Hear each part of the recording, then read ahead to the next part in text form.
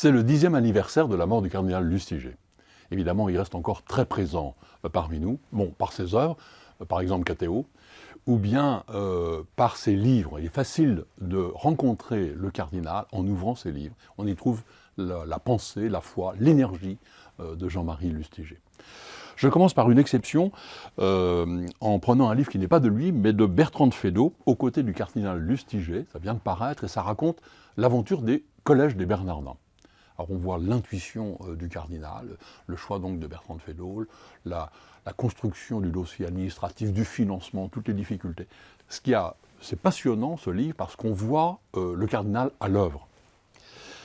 Si on veut écouter et retrouver la voix même du cardinal, ou si on veut faire même peut-être une première rencontre avec lui, peut-être qu'on pourrait prendre son premier livre, Sermon d'un curé de Paris. Ce sont les homélies qu'il a prononcées donc à Jeanne de Chantal, et ces homélies étaient enregistrées à son insu. Il a accepté quand même de les publier en gardant le maximum de la parole réellement prononcée.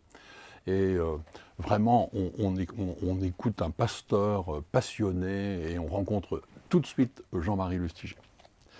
Alors nous avons la chance d'avoir des petits livres, vraiment très petits, mais qui sont essentiels sur de grands sujets. J'en cite 4. La messe, le baptême de votre enfant, Soyez heureux, entretien sur le bonheur et les béatitudes, le sacrement de l'onction des malades. Alors, je vous le dis tout de suite, ce ne sont pas des petits livres, j'allais dire, rebattus, qu'on connaît par cœur, etc. Pas du tout. C'est vraiment à chaque fois des livres simples, profonds, mais haussés jusqu'à l'essentiel. Voilà. C'est très très précieux pour soi quand on veut faire le point, et aussi quand on a besoin, et quand on a la mission de transmettre. Si vous voulez connaître vraiment la totalité de la pensée, de la volonté de Jean-Marie Lustiger, évidemment le livre majeur, c'est Le choix de Dieu. C'est donc un livre d'entretien avec Jean-Louis Missica et Dominique Volton qui vient d'interviewer le pape. Là, vous avez donc la vocation de Jean-Marie Lustiger, le choix de Dieu et le choix que Dieu fait de lui. Et vous avez son analyse de la situation du monde, de l'Église et sa volonté de transmettre l'Évangile. Un livre évidemment qui aujourd'hui reste encore un livre absolument majeur. S'il y a une question sur laquelle Jean-Marie Lustiger a vraiment apporté quelque chose d'unique, c'est le rapport avec le judaïsme, compte tenu du fait qu'il est devenu chrétien à partir de ses origines juives. Et donc, il a écrit un livre fondamental qui s'appelle La Promesse, où il fait part de son expérience.